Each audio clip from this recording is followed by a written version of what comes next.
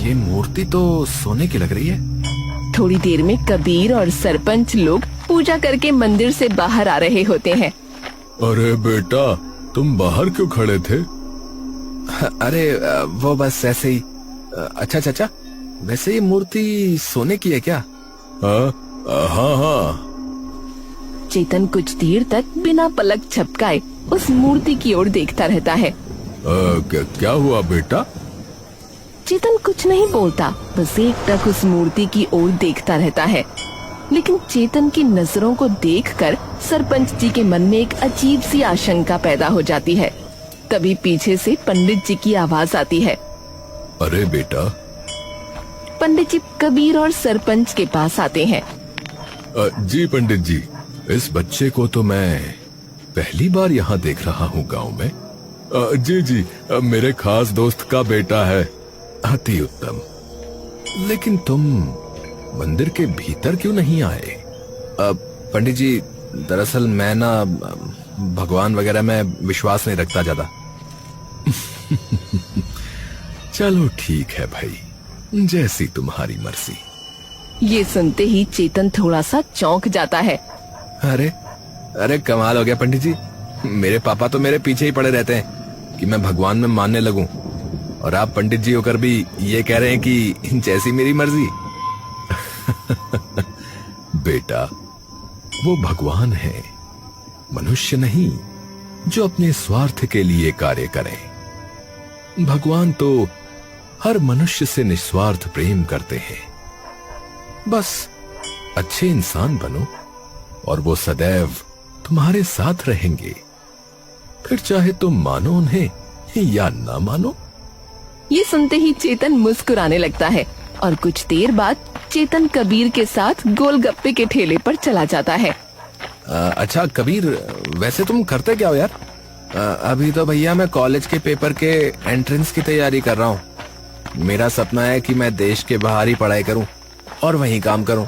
अरे वाह, ये तो बड़ी अच्छी बात है। चेतन और कबीर थोड़ी देर में गोलगप्पे के ठेले पर पहुंच जाते हैं और वहाँ गोलगप्पे खाने लगते हैं। तभी कुछ गरीब लोग वहाँ आ जाते हैं। अरे भैया, कुछ खिला दो, हमने सुबह से कुछ नहीं खाया है। उन्हें देखते ही चेतन मुस्कुराने लगता है। आ जाओ आ जाओ। अरे भैया, इन सबके लिए भी गोलगप्पे की एक प्लेट बना देना। ठीक है भैया। तभी कबीर चेतन के कान के पास आकर कुछ पूछने लगता है।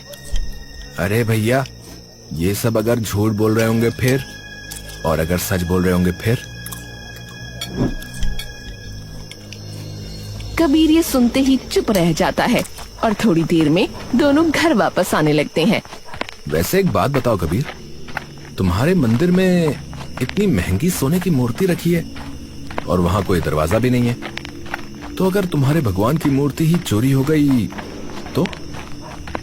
कबीर एकदम से चेतन की ओर देखता है। नहीं, ऐसा थोड़ी ना होगा। 2 दिन बाद सब लोग बैठे नाश्ता कर रहे होते हैं कि तभी सरपंच जी को दिखता है कि चेतन वहाँ नहीं है। अरे चेतन कहाँ गया भाई? वो उसका एक दोस्त रहता है पास ही के गांव में, तो उससे मिलने गया है। अरे सरपंच जी। पंडित जी को इतना घबराया देख सब लोग अपना खाना छोड़ देते हैं। अरे पंडित जी, आप यहाँ और इतने घबराए हुए क्यों हैं? किसी ने मंदिर से हमारे द्वारपाल बाबा की मूर्ति चुरा ली है। ये सुनते ही वहाँ बैठे सभी लोगों का जहन कुछ देर के लिए एकदम सुन्न पड़ जाता है। अरे लेकिन ऐसा कैसे हो सकता है? ऐसा ही हुआ है। चलिए हम चलकर देखते हैं।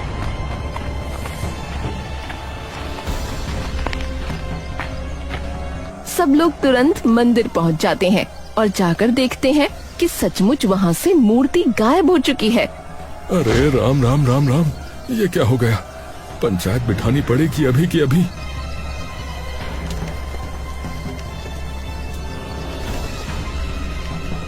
कुछ ही देर में गांव की चौपाल में पूरे गांव की पंचायत बैठा दी जाती है।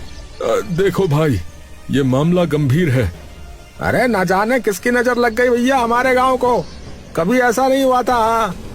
ये सुनते ही सरपंच के दिमाग में सबसे पहले चेतन का चेहरा आ जाता है। आज सुबह से ही वो कहीं नहीं दिखा। हमें तो ये भी नहीं पता कि कौन से दोस्त के घर गया है। हमें जल्द से जल्द पता लगाना होगा कि हमारे कुल देवता द्वारपाल बाबा की वो भव्य मूर्ति किसने चुराई है। देखिए, इस मूर्ति को जिसने भी चुराया है उसने न केवल गांव का अपमान किया है, अभी तो उसने हमारे कुल देवता का भी अपमान किया है, हमारी मान्यताओं का अपमान किया है, और उसे इसका पाप अवश्य लगेगा। चिंता मत कीजिए पंडित जी, हम जल्द से जल्द इसके चोर को ढूंढ निकालेंगे। सबसे पहले तो हमें इसकी रिपोर्ट थाने में दर्ज करवानी पड़ेगी।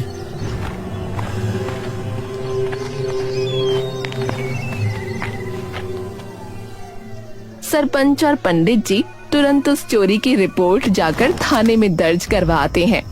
सब लोग बैठे सरपंच का इंतजार कर रहे होते हैं कि तभी वो मुंह लटकाए अंदर आ जाते हैं। कुछ पता चला जी? रिपोर्ट तो करवा दी है, पुलिस कह रही है कि कुछ भी पता लगता है तो बताएंगे। हे भगवान, किसकी नजर लग गई हमारे गांव को?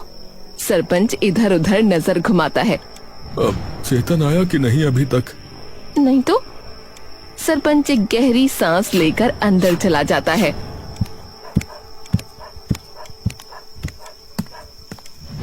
हेलो। अरे हेलो भाई राजू, कैसे हो? अरे कैसे हो भाई, कैसे हो? अरे मैं ठीक हूँ भाई। अरे चेतन सही से रह रहा है या नहीं? हाँ वो तो रह रहा है, पर एक बात बताओ मुझे। हाँ हाँ पूछो पूछो। उसका कोई दोस्त आसपास किसी गांव में रहता है क्या? नहीं तो, मुझे तो आज तक उसने ऐसे किसी दोस्त के बारे में नहीं बताया। अच्छा अच्छा ठीक है। सरपंच फोन रख देता है। तभी उसकी पत्नी और बेटा वहाँ जाते हैं। क्या हुआ जी, आप ऐसे क्यों बैठे हो? मुझे लगता है कि चोरी चेतन ने की है। पर आप ऐसा कैसे कह सकते हैं? क्योंकि उस दिन जब हम मंदिर में गए तब उस मूर्ति को वो ऐसे निहार रहा था जैसे कोई खजाना देख लिया हो, और आज सुबह से ही गायब है। हाँ वैसे पापा उसे भगवान पर ना बिल्कुल भी भरोसा नहीं है, और उस दिन भी वो कह रहा था कि मंदिर में दरवाजे क्यों नहीं है, अगर ये मूर्ति चोरी हो गई तो। ये सुनते ही सरपंच बेचैन हो उठता है। अगर वो कल तक नहीं आता तो मैं उसके बारे में पुलिस को बता दूंगा।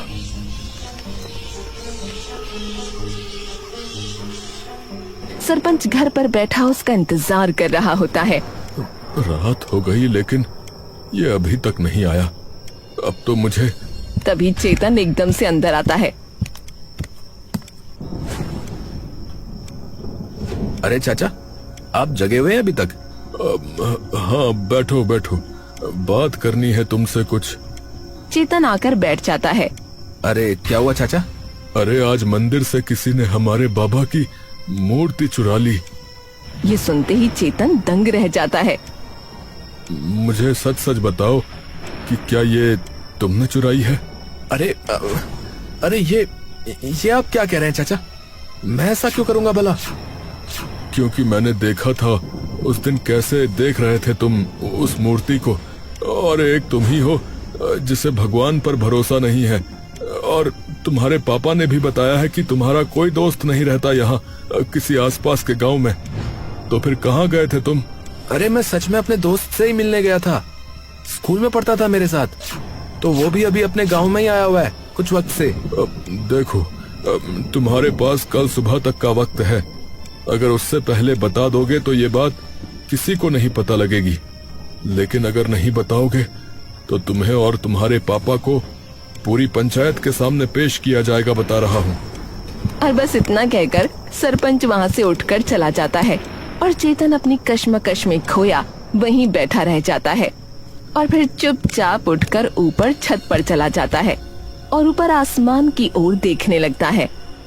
अगर आप सच में हो तो आप निस्वार्थ तो नहीं हो, क्योंकि मेरे आपको न मानने से आपको ठेस पहुंची है, इसीलिए ये सब कर रहे हो ना?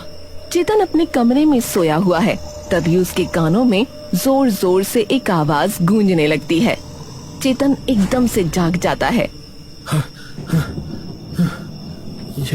ये क्या था? तभी वो आवाज एक बार फिर उसके कानों में पड़ती है। आओ, मैं यहाँ हूँ। आओ, दहलीज के रक्षक के पास आओ। चेतन डरकर इधर उधर देखने लगता है, लेकिन उसे कोई दिखाई नहीं देता। तभी एक बार फिर से वो आवाज उसके कानों में गूंजने लगती है। आओ, दहलीज के रक्षक के पास।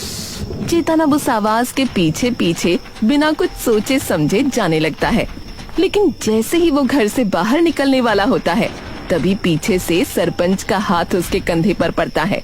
भागने की सोच रहे हो? नहीं चाचा, ऐसा नहीं है।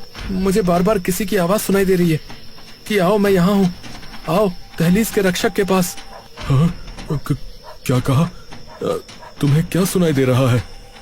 यही कि आओ, दहलीज के रक्षक के पास आओ। अरे ये तो द्वारपाल बाबा को कहते हैं हम। तभी वो आवाज और जोर से चेतन के कानों में गूंजने लगती है। दहलीज के रक्षक के पास आओ। और सरपंच भी उसके पीछे चल पड़ता है। आओ, दहलीज के रक्षक के पास। जैसे ही वो दोनों थोड़ी दूर जाते हैं, उन्हें दिखता है कबीर वहाँ से गुजर रहा है। अरे, कबीर यहाँ क्या कर रहा है? दोनों दबे पांव कबीर के पीछे चल पड़ते हैं। उसके पीछे जंगल के अंदर वाले भाग में वो पहुँच जाते हैं। तभी उन्हें दिखता है वहाँ एक और इंसान खड़ा है। कबीर उस इंसान के पास जाकर खड़ा हो जाता है। हाँ भाई, लेकर आया। अरे पहले से यहीं पर लाकर रख दी थी मैंने। चलो मेरे साथ। कबीर एक गुफा की ओर चल पड़ता है और फिर गुफा के अंदर जाकर उसमें से वही मूर्ति निकालकर ले आता है, जिसे देख सरपंच के दिल पर मानो कोई भारी पत्थर आ गिरता है। भगवान। हाँ, तो अब दो मुझे मेरे 10 लाख रुपए। तभी सरपंच पास पड़ी एक मोटी सी लकड़ी लेकर उनके सामने आ जाता है और उसे देखकर वो इंसान तुरंत वहाँ से भाग जाता है। पापा, चेतन, अरे आप लोग यहाँ पर क्या कर रहे हैं? अरे तेरी करतूतों का कच्चा चिट्ठा खोल रहे हैं। अरे, तुझे तनिक भी शर्म नहीं आई ये सब करते हुए? हैं? अरे बता क्यों किया ये सब? बता क्यों किया ये सब? कबीर बिना कुछ कहे अपना सर झुका लेता है। अरे मैंने कहा कि बता क्यों किया ये सब, क्यों किया? कबीर का गुस्सा एकदम से फट पड़ता है। अरे क्योंकि मैं बाहर पढ़ना चाहता हूँ, और क्यों किया? और मुझे पता है कि आप मुझे कभी भी उस चीज के लिए पैसे नहीं दोगे। हमेशा की तरह वही कहानियां सुनाने लग जाओगे कि आप भी तो यहाँ पढ़े थे। अरे मेरा हमेशा से सपना था कि मैं देश के बाहर पढ़ाई करूँ और वहीं नौकरी करूँ, लेकिन आप तो मेरी किताब तक खरीदने के लिए मुझे पैसे नहीं देते, तो इसके लिए कैसे दे देते? नालायक, तो मुझे ये बता कि जब मैंने ये कहा कि मुझे लगता है कि चोरी चेतन ने ही की है, तब तो कुछ क्यों नहीं बोला रे? उल्टा तूने इल्जाम इस पर ही लगा दिया। क्योंकि मुझे पता था कि आपको शक इसी पर ही होगा, क्योंकि इसके अलावा गांव में सभी लोग इन्हें मानते हैं। इसने जब कहा कि अगर मूर्ति चोरी हो गई, तो तब मुझे लगा कि अगर ये बात आपको पता लगी तो सारा शक इसी पे ही जाएगा। तुझे जरा भी शर्म नहीं आई रे? हैं? इसके पापा को अब मैं क्या मुंह दिखाऊंगा? वो भाई की तरह मानता है मुझे। चाचा, बिल्कुल चिंता मत कीजिए, मैं ये बात किसी को भी नहीं बताऊंगा। पर अब हम करेंगे क्या? अरे सबसे पहले तो इस मूर्ति को और इस नालायक औलाद को हम लोग पंडित जी के सामने लेकर जाएंगे और उन्हें सारी बात बताएंगे। सरपंच और चेतन तभी कबीर और उस मूर्ति को लेकर पंडित जी के पास पहुंच जाते हैं।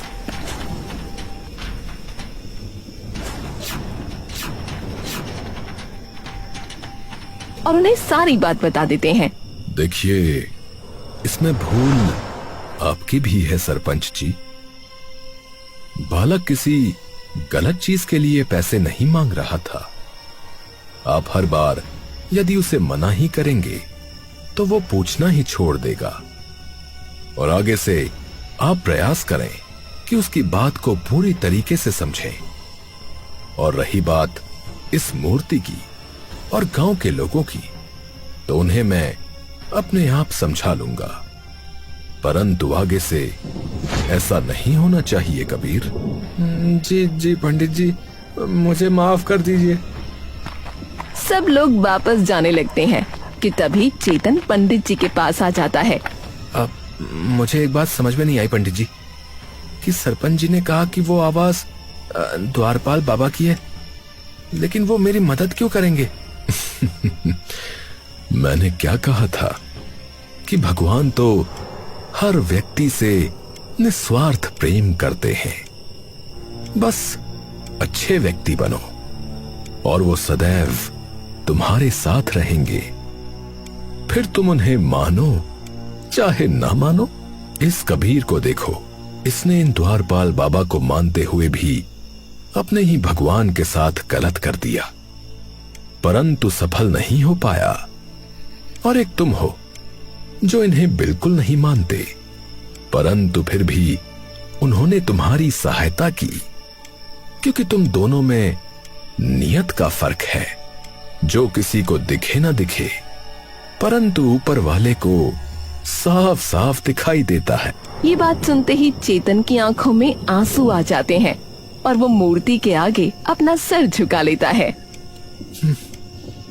बचपन से न जाने कितना लड़ा झगड़ा सभी से, आपके होने न होने के पीछे, और आज जब कोई नहीं था तब आपने ही हाथ थाम लिया। हमेशा ये कहता रहा कि आपको तो कोई देख ही नहीं सकता, लेकिन ये भूल गया कि आप तो सबको देख सकते हो। आपका बहुत बहुत धन्यवाद, बहुत बहुत धन्यवाद प्रभु।